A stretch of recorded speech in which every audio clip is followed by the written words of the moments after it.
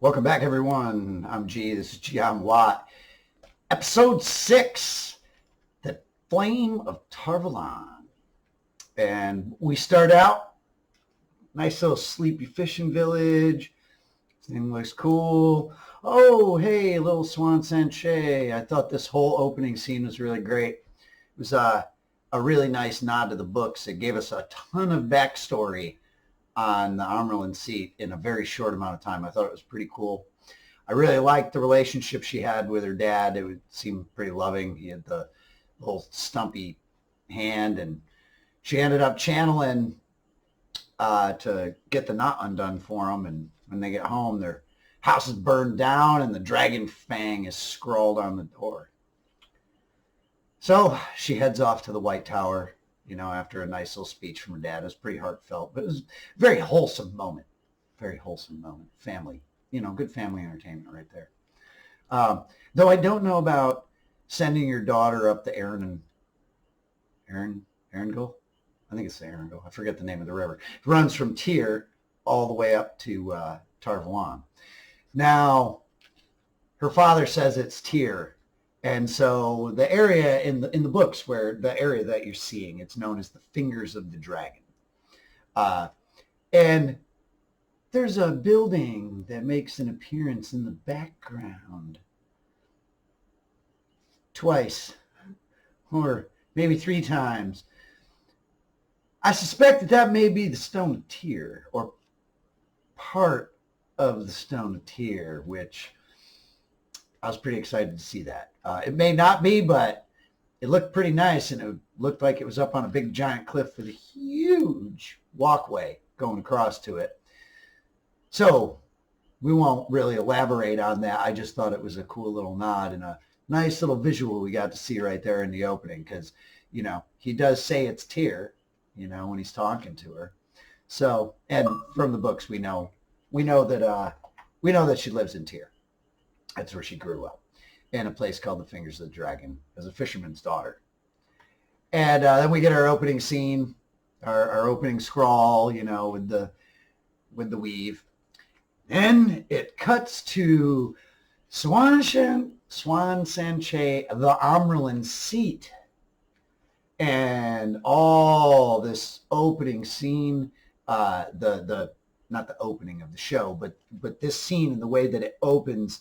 And she comes in, and it comes up above. There's so much exposition going on in this little shot, especially when they get the overhead shot and they circle the camera as she's coming in, and she's going up to the Amarylline seat for the Amarylline seat, which I thought was really funny that Moraine and Ugwain we'll talk about that later. I just thought that was funny. I think that's another funny nod to the readers, like Nynaeve's pronunciation from Leandrin a few episodes back. But anyway, the shot was really great. This opening, this shot from above, because it shows all the colors of the Ajas up there. They have the 7 colors of the Ajas, and it's in a big wheel pattern, so it's like the 7 ages of the wheel, which I think is a great, also nice metaphor and all that. And if you notice, when they get around to the green, there's a missing seat. Who might that be? That might be our dead green sister, Karenni, that we dealt with a couple of episodes ago. Fairly certain that's her empty seat right there. Because what this room is known as the Hall of the Tower, and this is the Hall of the Sitters, and they have 3 members of each of the Aja. They're basically like senators, where they go in and they discuss stuff. And the Amarylline is the head. She's the end all be all. And once she's seated, they bring in Logain. And she says, bring in this false dragon. And she comments on the chains. And this is a really great thing. In the books, they talk about like a calm, this very stoic, emotionless, very hard to read, I said I calm. And for storytelling points, like, we don't have a ton of that. I mean, it's in certain spots, but the actress for Swan just kills it in this role. It's so just dead on, and the flat eyes described in the book, and oh, she's just so on point. Like again, the character, the casting, and the character is just brilliant. In this interaction between her and Logain, holy cow! Like you want to talk about just grabbing you and the power that it had. Huh? She gives Logain a chance to explain himself. Man, he just comes off in this crazy speech of like, I assembled an army and I said I was going to Tar Valon to throw the Iron seat from her throne. And in the past, they would have just like killed me instantly for that. And instead I had an army. It's like, you're weak. You're weaker than you've ever been. And he's just like, just laying it on him. And all the other Aes Sedai are just like absolutely shocked that he's talking to the Amyrlin this way. I was just like, oh, go Logain. Yeah, don't take any crap. I understand what he was doing. And so did the Amyrlin. She just totally retorts it. Like he was just trying to make her so mad that they would kill him. But everything he said had so much weight and truth. And Moiraine, it just shows it in her face. She's just like, oh my God, I can't believe you just said that. And everything you said had so much weight and truth to it. Like when he talks about when they're parading him through the street, you know what? Yeah, you may have caught me and you may have broken me, but you know what they're going to remember? They're going to remember that I took on 9 of your powerful sisters. And I won't phrase it the way he did, but in the end, yeah, I took care of that one. She didn't make it home. And that's what they're going to remember. And then he goes again, to see her weak. And he's trying to bait her. He's baiting her to hoping that they're going to kill him because he's miserable. They've gentled him. He can't touch the power anymore. And then Swan, you think that what he just said was incredible. And then she just comes with the most perfect response of all calm, no emotion at all, just, okay, well, I don't care what they say outside this tower and this and that and here. And, I don't know what you're trying to do, but no matter what kind of foul language you spout at us, we're not going to kill you. We're going to make an example of you. We're going to let everybody study you and watch you and understand this right here is what happens if you're a man that can channel or you proclaim yourself a false dragon. Now, I did like Alana's statement in the episode where they had Logain captured, a couple episode 4, where she says, well, what if we gentle the real dragon? Like, I thought that was just like such a great thing because they're talking about gentling. But right after this, they escort Logain out and they drag him out and he's screaming, kill me, please kill me. And man, you just feel terrible for this guy. But man, all the actors are just killing it. Like, I love Logain's character. I love the way Alberto Morto is playing him just exquisitely. He's just, every time these characters are on screen, they just are capturing the essence of the characters from the books, regardless of what they're handed as a script and given to us on screen. Because there's so many variations, and I've just accepted the fact that I'm going to watch the show and it's just going to be the show, and I'm going to accept it for the show. But as book readers, some of these changes are very difficult to take. But at the same time, the books are right there. They're always there. Go read the books. I enjoy the books. But in the show, regardless of what they're given as far as direction or the scenes they're put in or whatever is screen written for them, all the actors that are playing these roles, actors and actresses, I don't mean to, they're all just really nailing the essence of the characters from the books, regardless of what their lines are, what they're given. They're really nailing it. And like the Amyrlin is just fantastic. And once they escort Logain out and she calls forward Liandrin, Moiraine, and Alana to answer for, gentling him on the fly. And she brings it on Liandrin because Liandrin was next in command after Karenni was killed. And so she says, hey, then this falls on you. This is your bad now. And then all of a sudden, Alana starts backing up Leandrin. And that's a green backing up a red sister, which is major Aes Sedai politics going on here. And so this little exchange through these three ladies, along with the Amyrlin, there's so much going on here. And we're talking about all the political intrigue and exchanges and maneuvering and subterfuge that we got a little bit of in the last one. It really is just getting expounded in this one. There's so many great moments of it. So anyway, she comes in and she starts, questioning what's going on. The Amyrlin wants to know, hey, what happened? And, Leandrin's just, I want to kill this guy. She's just so snotty and like, she was like that girl in, I don't know, that the cliquey girls in school, like in high school, like she was like the popular girl, and like the head cheerleader or whatever. I don't know. She's not getting her way, and she's all in, and Swan's just like, what is, like, okay, all right. Do you have something more to say? And all this political maneuvering goes in. And once she has something to say, she totally steers the blame and the direction of all the focus in the room onto Moraine. And holy cow, do they really like go into quite a bit right here. Like she goes through and she takes this blame of what had just happened in the gentling and all the focus off of her and steers it right towards Moraine. And where have you been for 2 years? And this and that. And Trollocs are coming in here and you're supposed to be out looking. And if you're out here on the road, you should be supplying us with information. How is all this happening under your watch? It's totally like steering it under. And then all of a sudden she throws in the Nynaeve card. And I was waiting for this to come in because all those ladies saw what happened in that cave when that went down.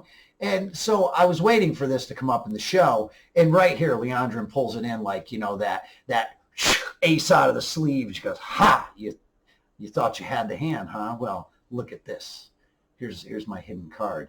And she pulls out the Nynaeve card and talking about how she's the most powerful Chandler they've seen in 1,000 years.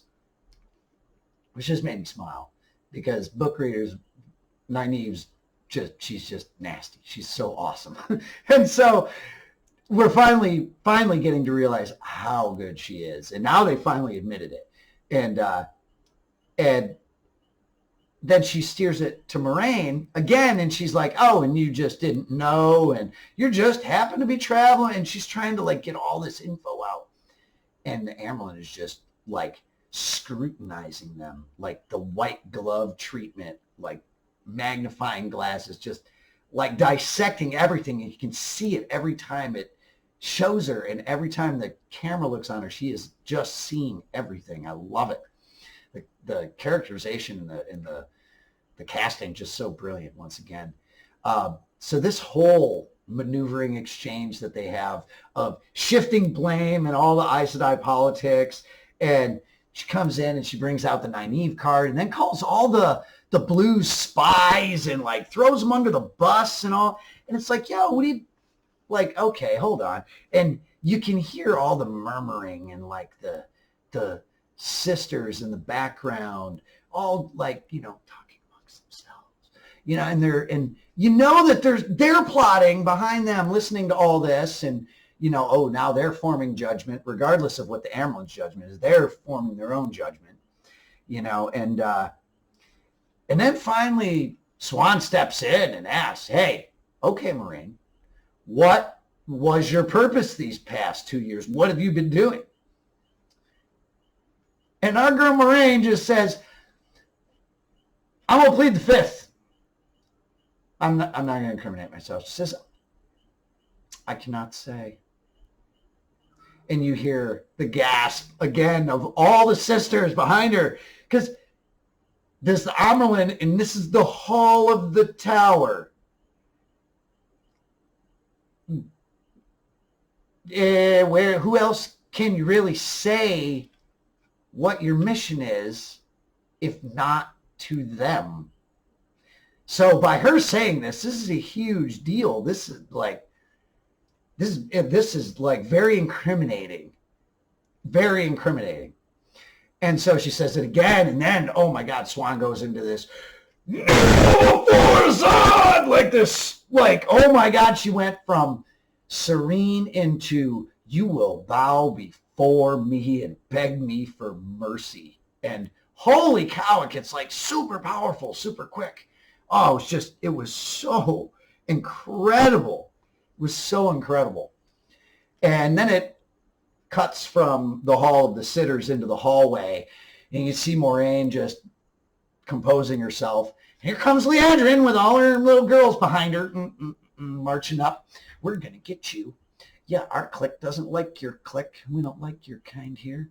We're going to show you what's what, and you're going to get yours. And it has this like completely snooty thing, and just Moraine, you can just see it welling in her. And then we cut to Moraine enjoying some tea all by herself, alone on a balcony with incense going, out somewhere in the market of Valon, and just sitting, sipping tea. And you can tell she's totally getting some like me time. You know, a little personal care time goes a long way. Goes a long way.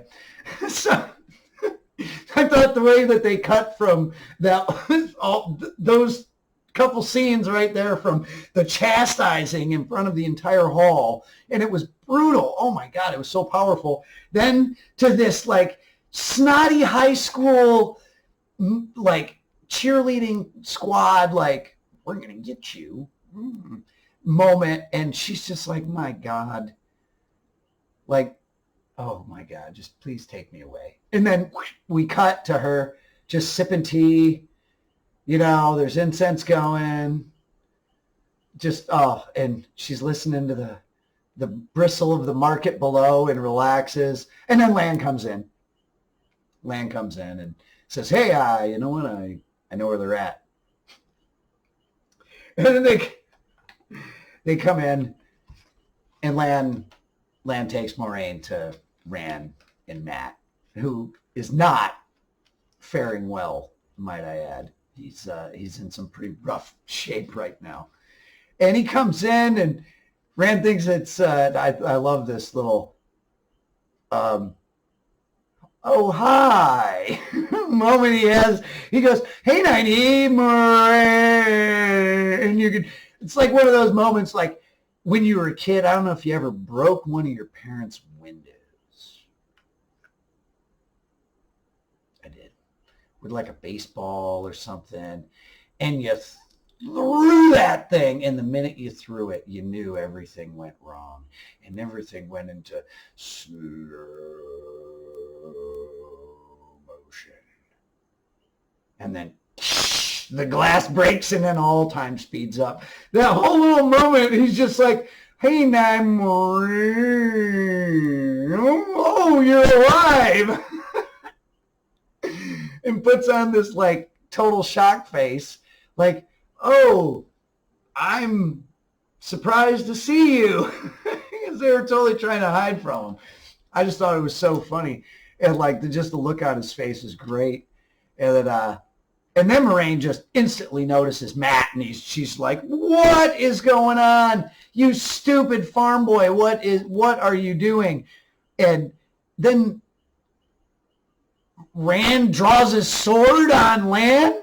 Like, and he looks at him, he's like, really? Come on, man. You don't want to do this. And you can just see the, like, what are you, serious? Really? What are you doing? Like, do you even know who I am? Like, really? Put that shit away. And Rand didn't put it away, so all right, I'm going to yoke you up, and little like Street Fighter action move here, you know, and just pins him down to the bed, nice little arm bar. It was just so fantastic. That exchange is just brilliant. Like that look on Daniel Henney's face, like, what, are you kidding me? I thought that was my favorite comedy moment of the episode right there. Again, ironically, same as the last episode, Lan being the comic relief. I don't know if it was for everybody, but for me, just that "Are you serious?" part, that was just so great. That was that was the comic relief. And and it just shows him what's what. Like, sit down, farm boy. What are you doing? Get out of here, sheep herder. I'm gonna hold you here while she deals with this. And then we get Moraine's interaction with Matt, and when Matt lunges with the dagger at her, and she snatches that thing in that weave of air.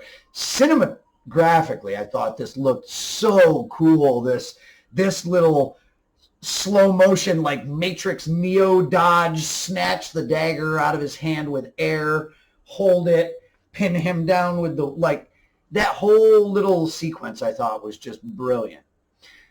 Now, what I didn't think was brilliant was the massive change from the book right here.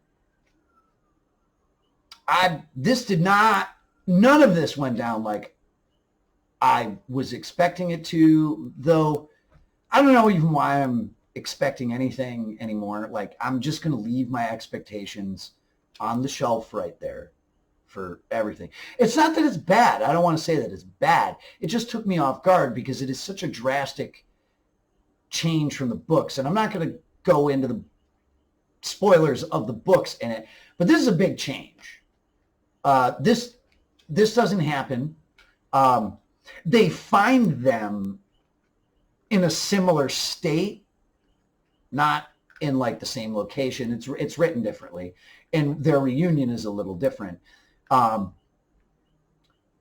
And it starts very similar, but Moraine just doesn't heal him like this in the books.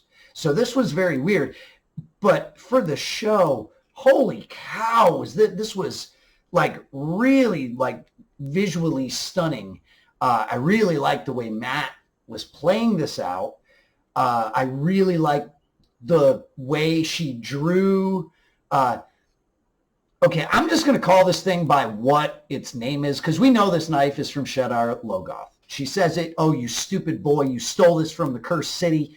Okay, this black stuff from Shadar Logoth is called Mashadar, and it's this just evil. It is evil incarnate, and it dissolves and corrupts anything it touches. Like you saw what it did to the horse. You saw the remains of all the people in the dust, in the black sand everywhere in Shadar Logoth. That was all the people. It corrupts and destroys everything it touches. So the fact that it hasn't killed Matt yet does say something, and they have an exchange about this. But the whole way that they play this off, and she draws it from him, and then it tries to like infect her, and I don't know if she was like, "I'm going to hold my breath. I'm not opening my mouth. I don't know, but I'm going to keep sending you down the line." It was like the venom symbiote thing, like trying to infect you. And then it kept going down the weave and into the dagger, and then she just lets it drop, and Lan comes over and wraps it up in the blanket so nobody can touch it. And then, Rand and Moraine go out onto the balcony, and they have the thank you exchange where Rand's just like, "Oh my God, thank you." And you can totally tell that this just shook Moraine. And I don't know if it corrupted her in any way. I don't think it did. It looked like the way she transferred it was really clean. It looked like it was trying to go in, but we didn't actually see anything and we saw it all flow into the knife. So I think she was just using herself as sort of like a proxy. You can use me temporarily, but you're not getting in, bro. I know how to block you. It may have been something like that. But I thought that whole exchange and the whole scene with Lan holding down Matt and all the way it all went down, I thought it was very cool and very visually effective. And for the new show watchers, I thought it looked really good. Book fans, we're just flying through. I'm here for the ride. Give me the show. I've thrown all expectations away. I just want to see the show.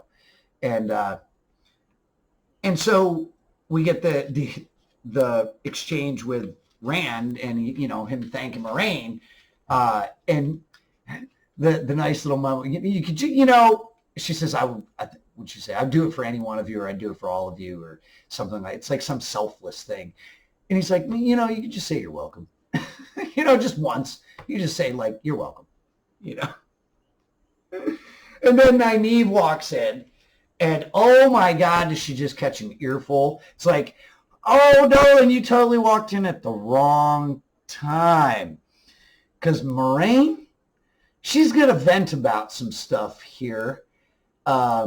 She just got chastised pretty good. Pretty good.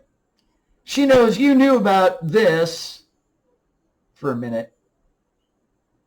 Didn't say nothing. And lays down this crazy, just heavy line on her, like they want to, they call you wisdom. Maybe you should use some for once. It was just this heavy, like gut punch to Nynaeve, because Nynaeve usually is pretty wise, if not a little headstrong. She's usually on point for the most part.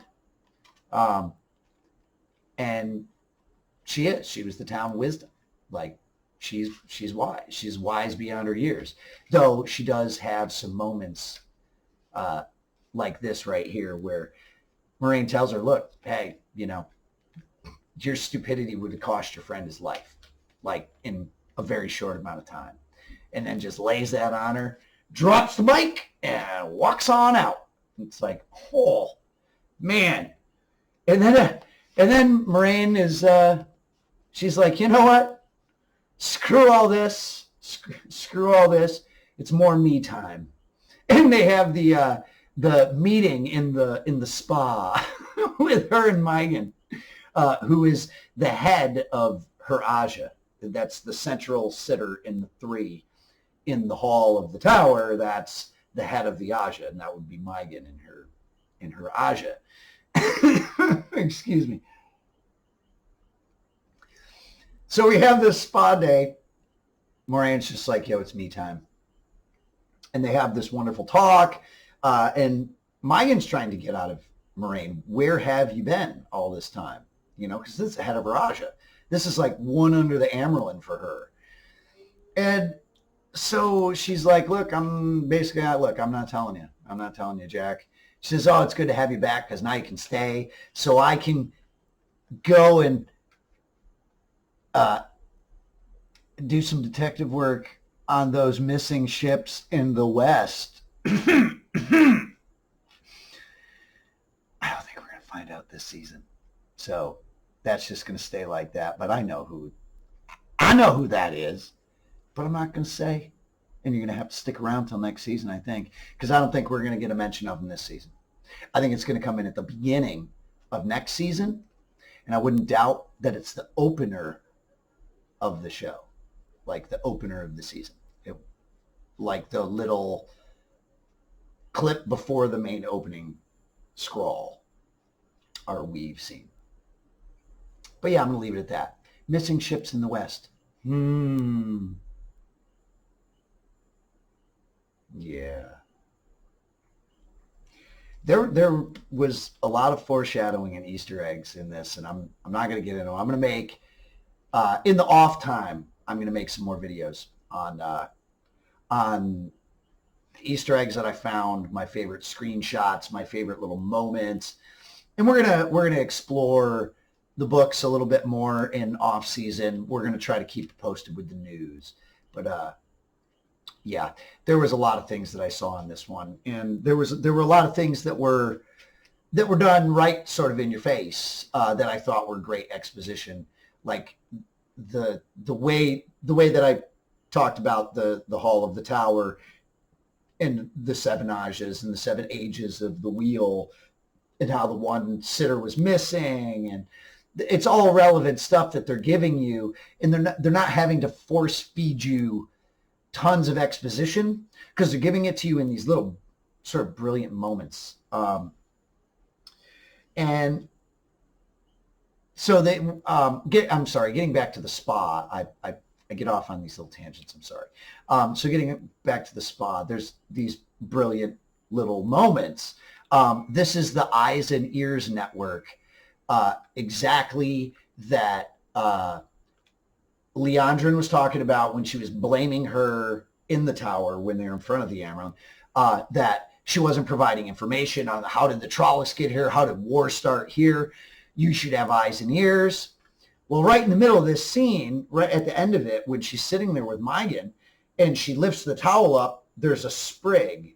It's a type of sprig, and it's got these little bulbs on it. Now, I don't know if the number of bulbs is a certain code or the type of sprig means a certain thing. It's a location, but it was hey, this is a piece of information left to you right here, and only you know what this means. So, and Megan sees it and says, more secrets, and then Moiraine's holding it up. So this just goes to show you the depth of resources that the Aes Sedai have, and they have their own little networks of spies. And where they talk about all of these different women have their own agendas, they all have their own network of information. And like the Blues will all share certain people in a tree, but then they're all going to have their own individual like informants and stuff. It's like this huge web of stuff, and they give it to you so brilliantly in that scene in the tower right here where she receives that sprig. I thought it was a brilliant eyes and ears, because they call it the eyes and ears in the book. So it's what I refer to it as. I don't know what else to refer to it as. It's a network of eyes and ears through all of the land. And so this is like one of the little symbols that they're given, like, hey, and then, Megan questions her about it, and she says, whatever. And then it cuts to Moiraine meeting Ugwain and Perrin. And this is a wonderful exchange. So it was, hey, I have information for you on those two kids you were looking for, which is exactly what she had said earlier. I have eyes and ears open, I'm looking for them and all that. When they get here, I'll know. It was pretty fantastic. And I love that Ugwain is like all in on the Aes Sedai Kool-Aid. She has drank the Kool-Aid. She has tasted the power, and she is all in. And every scene with her in this episode, it just reinforces it more and more and more. It's like, it's so cool. Like, I really love how they're developing all these characters, because it takes a long time in the books to develop these characters and learn them the way that we're sort of learning them here. And I don't know if it helps because I've read the books and I read into it and I understand it more. And maybe that's why I'm making these for people that haven't read the books, and maybe you're not catching the nuances. But I really think these are all brilliant nods to the characters of the books. And I've said it over and over that these actors and actresses are really just embodying the essence of the characters, regardless of the scenes and the lines and the portrayals that they're given to play. They're still holding the essence of the character. And I really believe that is one of the most important things. Not who plays them, not if you think they look like the part, but the essence of the character that they hold.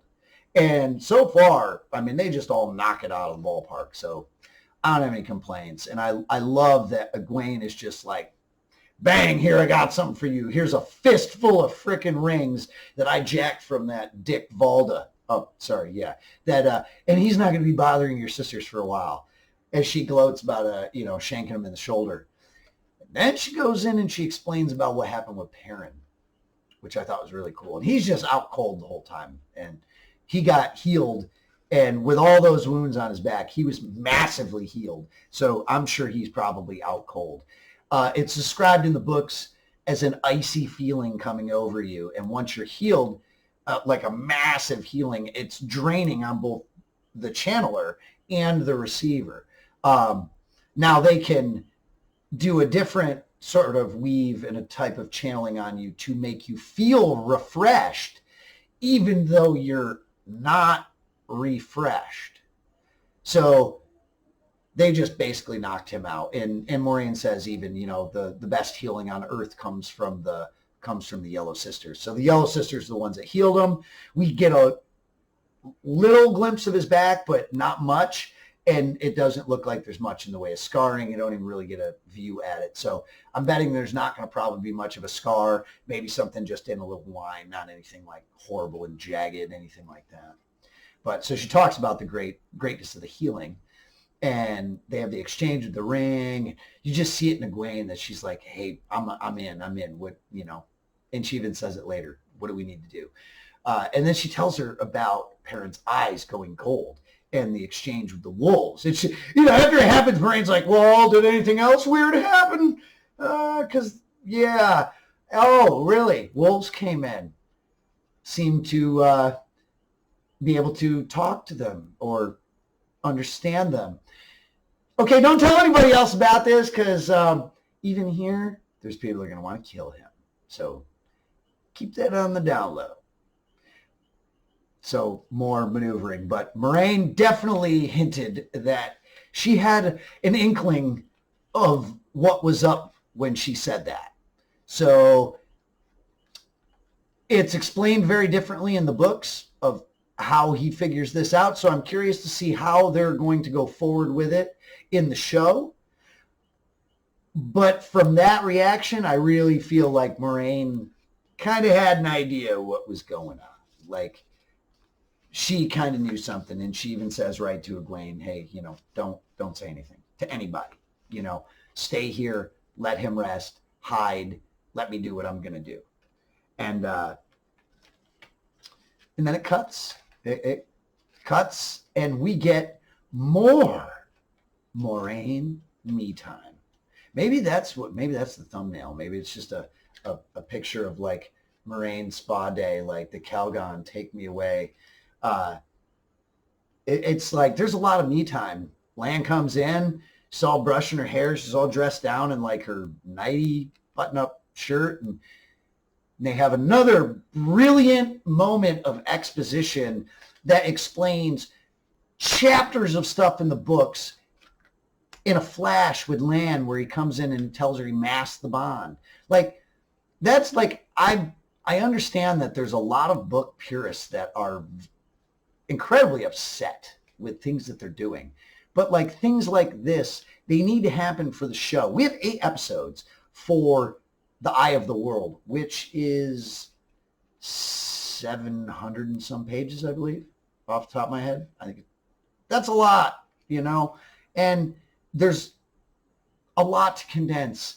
There's a budget to deal with. You can't go and have all these stops, and like a lot of this stuff happens in a different city. People complain that it didn't happen in that city. Oh, we didn't meet these characters from this city yet. Can we like pump the brakes and just let them tell the story in the way that they want to tell it? Let them roll the ball and get this going for the viewers. Like, I know that it breaks your heart, book readers, that they didn't just make our beloved books into a minute-by-minute, play-by-play adaptation. But, like, give them a minute to explain things. Like, this moment, it's not in the books. They allude to these in New Spring, which I thought this was a really great thing. And I'm going to go with a little bit more here in just a second. But Lan comes in and says, you masked the bond. I can't protect you if I can't feel you. And she says, well, yes, I did. After, a couple years, I figured you would have enjoyed the break. And anyway, you don't need to be worrying about me. You need to be worrying about our boys and our girls from Emmons Field, from 2 Rivers. So you worry about them and protect them. Wow. And it's kind of a nice little moment they have here where Lan says, be back before dawn. She says, oh, is that an order? So I forget what he said. It's like, it didn't sound like a request or something like that. And he's like, I'll stay here till you get back. And so I kind of suspected this because they allude to it in the books. And so Moiraine goes up to the little picture frame that has the woman staring into the window. It's like a through the looking glass moment where, like, if you have a mirror behind you and in front of you, it goes forever. So I had a feeling. I pointed it out in the episode, in the last episode. I pointed out, I said, I have a feeling I know what that is. This is what's called an Angreal. And there's a few type of Angreal. These are magic items. Like, hey, I got this little thing here. And with this, I can use more magic, or it does a specific thing. And there's a few different types. But the way that they introduce the window that turns into the portal, which I thought was cool, because Terangreal have a specific use. They have one specific thing that they do, or they're designed for one specific thing. And they could maybe do some other stuff too, but we're not going to go there. But they have one specific design. Sangreal allow you to amplify power. Like, you can use more of the power. Like when they were trying to shield Logain, and Moraine is saying to Leandrin, you're using too much of the power, you'll burn yourself out. Some of these items allow you to use more. There's a whole variety of them. But this was like one of our first real looks at one in use. Now, there have been other ones that have, they're there, but they haven't been used, so I didn't really point them out. Maybe just nodded to them a little bit, but I didn't point them out. So she uses the portal and goes in with Swan, and you realize,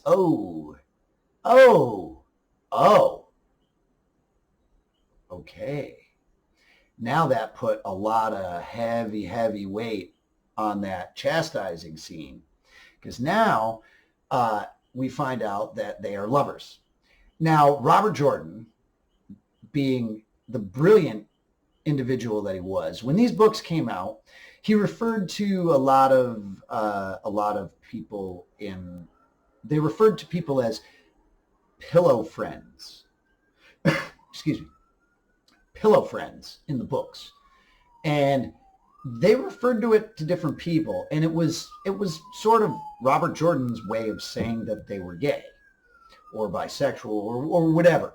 But when these books came out, that was not like really like a thing that you could really go into. So it was his way of being very, very progressive in the day, and being a man from the South, like that too. I mean, brilliant nod to you, sir. Like, I mean, he was way ahead of the time. And so there's all these nods in the books for that. And they allude to this, and they allude to it in New Spring, and maybe a little bit in the books. But, I mean, the fact that you can just come out and it doesn't have to be hidden, and it's not something that should be shamed in any way, and it's 100% perfectly acceptable. I love it. And, you know, I'm glad that we don't have to call them pillow friends anymore, though I would really like to hear somebody say it, like in a conversation. So, okay, that was my whole thing right there for the pillow talk thing. And then the Neil comment I thought was great, after the reversal in the chastising session, and you get the Neil, and wow, all right, Moraine. And so then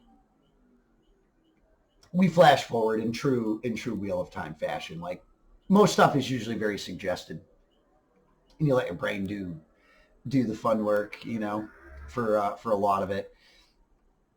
And it cuts to the after party, I guess, and and they're sitting there, and then they're discussing the prophecies of the dragon, and this drops a lot of knowledge as well.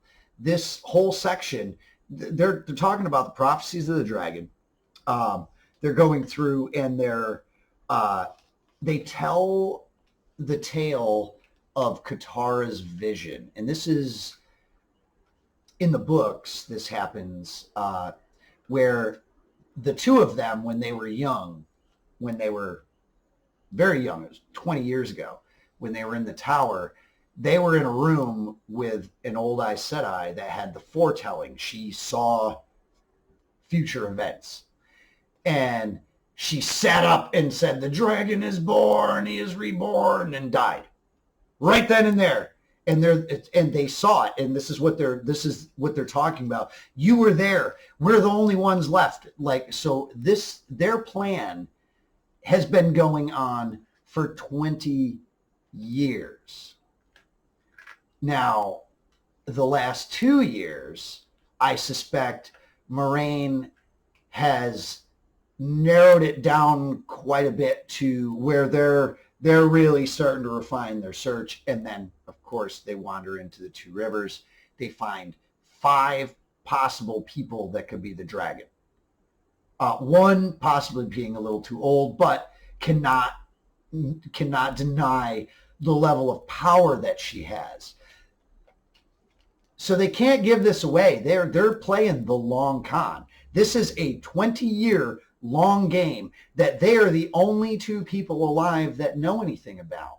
And they even say it, if anybody finds out what we are up to, we'll be stilled. And they're talking about it. And she talks about her vision, which was weird to me because all this other stuff came almost straight from the book. This whole sort of scene, the dialogue anyway, is straight from the book, if not the scene. But then they steer into Siuan having this dream, which threw me. So I don't know how they're going to play this out in the show. And I'm curious to see how they're going to do that, how she talks about seeing the Dark One at the eye of the world and how it's just being able to barely touch it, but we have to stop him now before he can get a hold of the world, or before he can grab hold and become stronger. You know, right now he's just grabbing the world, so we got to get the dragon to him.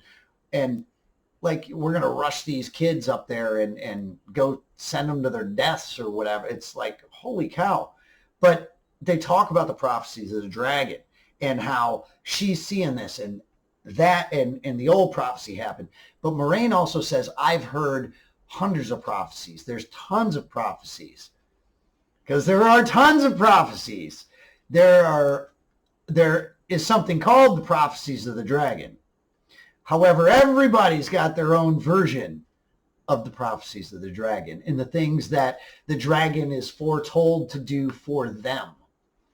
And so that's what Moiraine is talking about. She's like, there's a million stories for what the dragon's going to be and what he's supposed to do. And so who knows what's right? And then they go into the foretelling, and we were there. This is happening. It's just, it's just weird. I don't know how they're going to play her dreaming into this. I hope we get to see it, because they've had some really cool dream sequences so far. And if they are going to introduce this in as a thing for Siuan, that she's a dreamer, possibly, that I would like to see that brought in and interacted with. I would like to see her versions of dreams. Like we've seen a bunch of the kids' versions, when you'll get old Fire Eyes in there popping in his little freaking snap scary shot. And the dreams have been progressively getting worse and worse and worse. And as the season builds, we're coming to the season finale. We've only got 2 more episodes, and I imagine them to be pretty good bangers, especially from the way this one ends. But so ending this scene, I'm sorry I go on little tangents. Ending the scene with Siuan and Moiraine, she tells us she has to exile her. It's the only way, because Magnan is trying to keep her in the tower, and they just can't have that. And they need a real viable way to do that without it being questioned by everybody else. So Moiraine can still go continue her work. So she's going to be exiled from the town. It's just the way it is. And we come in, we get this great scene of Lan and Moraine are walking, and they're talking of I'm sure it's the next morning after they're back in the tower and they're in their appropriate rooms and not in their little rendezvous cabin, wherever that was. And so Moraine and Lan are talking as they're going down the corridor, and they're talking about the Two Rivers kids. Are they ready? This and that. And is he well enough to ride?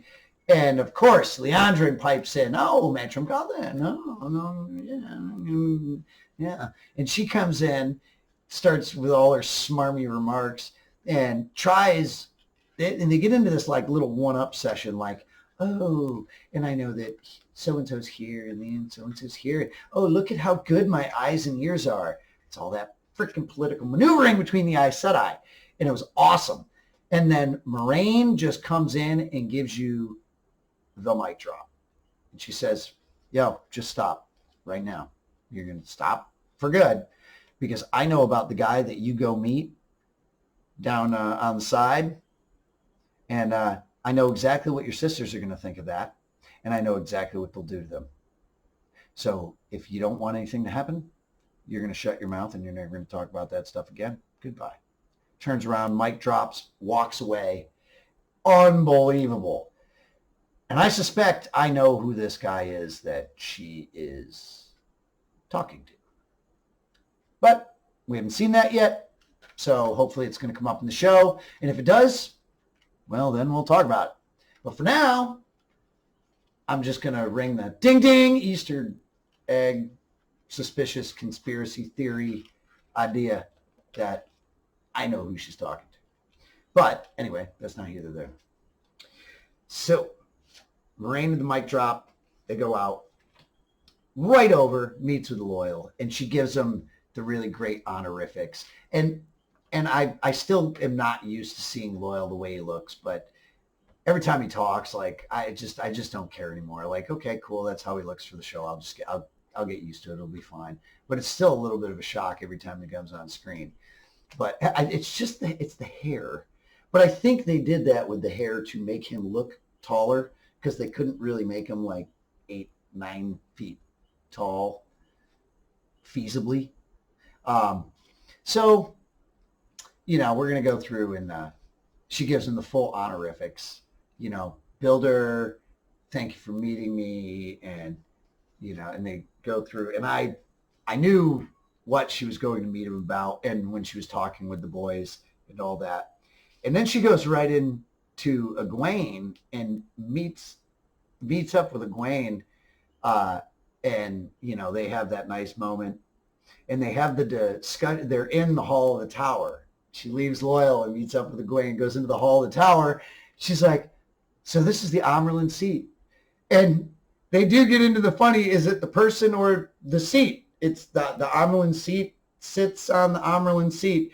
I just thought that was such another one of those funny nods that they put to the book, because it's both. Yeah. The seat is the seat, and she is the seat.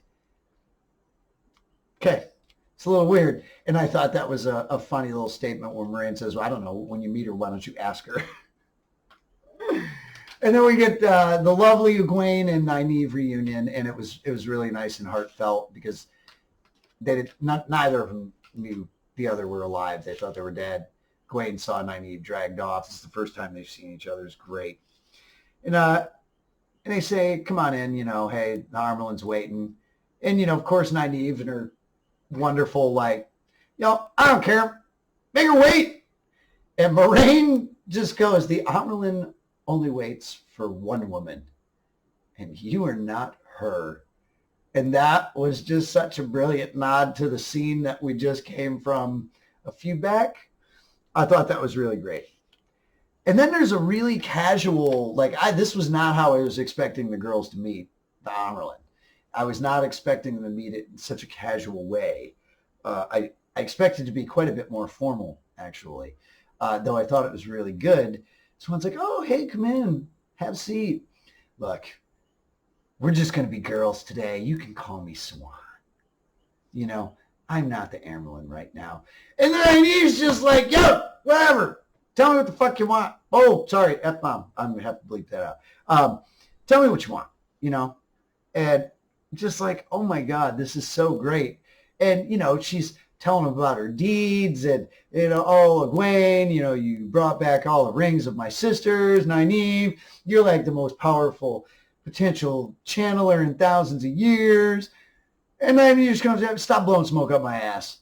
What do you want from us? Just so brilliant.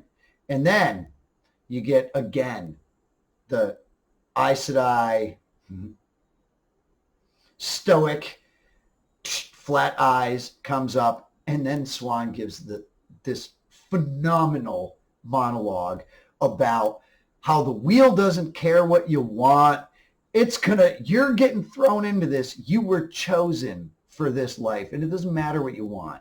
The wheel doesn't care. It doesn't care if you think you're strong enough. Look, do it, because guess what? That's what I require of you. This is what the wheel's just like, hey man, I'm putting you out this way. The wheel weaves as the wheel wills. And, and then Swan goes, the last battle is coming. Tarmin Gaiden is coming. What are you going to do? Are you going to choose to harness this? Or are you just going to do nothing? Make your choice. Everything decides. Everything, the future, all of it matters on right here, right now, on what you decide to do. And in true Ugwain fashion, she says, yo, what do we need to do? She so drank the Kool-Aid. I love it. And Nynaeve is still there with her stubborn, crossed arms under the breasts, scowl. Like, all right, you make a lot of sense, lady, but I don't have to like it. It was just so, that whole scene was just, it was so beautiful. The last battle is coming. Oh, it was just, again, it was just these beautiful nods to how well these actors and actresses are portraying the character, the essence of the character. And you see it, like Swan that is the Amyrlin, just, oh, really? No, you will heed what I say. And she didn't have to yell. She just commanded that respect. Like, you will respect my authority. And they did. And Ugwain was just like, yep, hey, I'm in. What do we need to do? And again, Nynaeve being all stubborn. It is so on point character, regardless if it was taken from the actual words in the page of Robert Jordan. So people that are mad, I think you're just mad to be mad. Like, I think if you can just sit down and just put the book on the shelf and just watch the show for the show, and just, I think you'll really enjoy it for what it is. Because I do find that the people that I know that have not read the books that I discuss this show with, well, in between episodes, and talk with them on what did you think, and what are your theories, and I give them the same stuff as I give you. I won't give them any spoilers of who's who and what's happening or where is it going or anything. No, I'll give you information, like if you want to know about the Ajas. Okay, well, I'll explain the Ajas to you and what all the colors are and all that, but I'm not going to give away anything to you. And I don't think you should. I really don't. I don't think you should give that away. And I think that the TV show is doing a great job of keeping people in the dark of who is who and what's going on. And they've got to build this on such a small time frame for the massive amount of information they're given. We're getting like the eye of the world through a different lens, and it's cool. I'm enjoying it. I like it. Like I said, I left my expectations. I just threw them away. Books are on the shelf back there. Now let's leave them there. So we're gonna cut from Moraine with the Amyrlin and the girls to Moraine now having to come in to face the Hall of the Tower. This is a pretty heavy little moment. I thought this was fantastically done. And I don't understand why they used the oath rod here unless they were showing you another ter'angreal, because it sort of showed the way it worked. And the oath rod is what they swear the 3 oaths on, and it binds them. It's an item of magic that binds you to them. So even if you want to lie, the sky is great. The sky is great. You will not be able to do it. So this is the oath rod, and I don't understand why they threw it in at the end. However, I thought this whole thing, again, even being a change from the book, I thought it was really visually stunning. I thought the way it showed the oath being set in, though I thought the oath might be a little hokey, because you know their plan. So, of course, Sawan can call her back when she needs her. So it was all put into what they had talked about. And this is the only way that this is going to be acceptable to all the other sisters. So in a way that they're going to buy it, where she's really truly being exiled and you're gone from the tower. Now she's not, like, they're not making her an Aes Sedai anymore. Like, they're not removing her Aes Sedai status. She's just exiled from the tower in Tar Valon. So she just has to go wander the land, basically what she was doing. So that's why Moraine said, hey, you're going to have to exile me. However, this was really heavy, and I thought it was a cool moment showing another item of magic, one of the Angreals, and they're going to go into a whole lot of exposition about that. I'm sure in the upcoming season. I don't know if we'll get much more of it this season. I think maybe that's why they showed it to us. So when we get into next season, you're already going to have an idea. I think they were just planting that seed. And maybe that's just what I'm taking out of it. But it really did give you a lot of information very quickly, just from the one on her wall that was the portal and the oath rod itself. There's tons of Angreal, and there's lots of different types, and they do all sorts of different stuff. And in the off season, maybe I'll go through a nice little video explaining the different things and some of the examples, and some of the examples from the books without really any sort of spoilers. And then maybe we'll just do some real heavy spoilers too. But I'll label all the heavy spoilers. But anyway, we could do that. So I thought the whole use of the Angreal was very cool, and I thought the whole exile scene was very powerful. The back turning, like the shaming, like we no longer recognize you as a sister. Like she didn't turn her great serpent ring in. So I'm wondering if this is just because they're in the tower. Like if somebody in the tower sees her, they have to turn around like, we no longer recognize you. Now, outside the tower, maybe outside Tar Valon as well, I'm sure they have no problem with the exchange. It doesn't mess with any oaths and anything like that.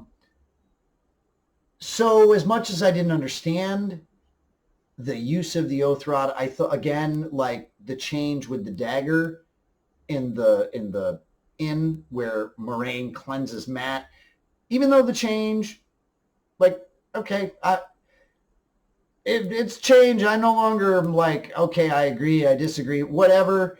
Just as long as you can explain it, as long as you can justify it and make it work into the weave of the show in the way that you're portraying it for us, I'm on board. So these little changes, okay, well, whatever. Just you better be able to explain them, or you're going to have unhappy people that are now going to have justification for being unhappy with your changes. So if you make changes, at least be able to tie your threads together, like it really. And I have faith that they're gonna. So I have a feeling that most of these things that they're doing are just setting up things for further down the road. And as I explained in a couple of videos, maybe every video, I think the further that we get along in the show, the more it feels like the books, whether it's coming directly from the page of the books. I just think it's going to feel more and more and more and more and more like the books, regardless of what is actually happening on screen. I think they're going to harness the essence of the characters. I think they're going to cover the main arcs of the plot. But there's so much going on. There's so many side plot lines that could just be cut from the story and not really affect the story. Yes, we love some of them. Some of my favorites will probably be cut, but well, whatever. Let's just sit back and watch it. And I'm fairly certain when the show is at its completion, I will be very happy to sit back and binge watch all of the seasons back to back, like the same way that I read the books back to back. Like, because I don't just pick up one of the books. When I read the books, I grab Eye of the World and I read it. And then I read New Spring in the appropriate spot between 5 and 6. And then I continue to the end of the series. I do the same thing when I watch stuff. Like, I binge watch badly. So I'll go back through when next season gets ready to drop. I'll watch this entire season right before it's going to come out just to catch back up. And I did the same with the books when every book came out. I reread every book up to that book again and then read it. And then the next time I got the notice, hey, new book's coming out, I did the same thing again. I read them all over. But that's neither here nor there. It's just my thoughts on these sort of heavier changes that we've had in the past couple episodes. But it's so strange that they get changed and they verge farther from the books sort of in some spots, but yet they feel very Wheel of Time. Like they feel like they're from the books even though they're not. And I think that, again, that's what's going to happen more and more and more and more and more. But guys, this leads me up to the final scene. As Moiraine is leaving Tar Valon, she goes up and we see the Way Gate. The giant gate. And I've been waiting to see this. I have been waiting to see this. Now, again, different from the books. Was I a little disappointed that it didn't match my headcanon? Yes, I was. But you know what? Whatever. I thought it looked great for the show, regardless if it's exact from the book. I thought it looked really good. I like how Moiraine went up and channeled the opening. It kind of reminded me of one of the Skyrim games, one of the portals in Skyrim. Looks like the big Eye of Sauron in the middle. I don't even know what it's called. I even forget the game. It's, I don't know, one of the Skyrim games. One of them. I don't know. I saw it once, looked at it, and said, "Oh, hey, that's kind of what it looks like without the big glowing Eye of Sauron in the middle." So Moiraine goes through and opens the gateway, and then has this fantastic speech where she just lays down. She's like, "All right, yeah, I'm going to get real with you. We don't know what's going to happen. We don't know what's going to happen to Who's Not the Dragon. You know, we're going to the Eye of the World. These are the ways. It's going to be a little weird in there." And Loyal says, "Oh, you know, a step in there could be 100 miles out here. They're outside of time and space. And the ways are awesome." This is one of my favorite parts of the entire book is through the ways, which is going to be our next episode. And I thought it was such a great finisher to that episode. And as all the kids are like, and they're having the conversation, and the kids are still sitting there sort of slack-jawed, and Matt, Barney Harris, says, "Is it too late to change my mind?"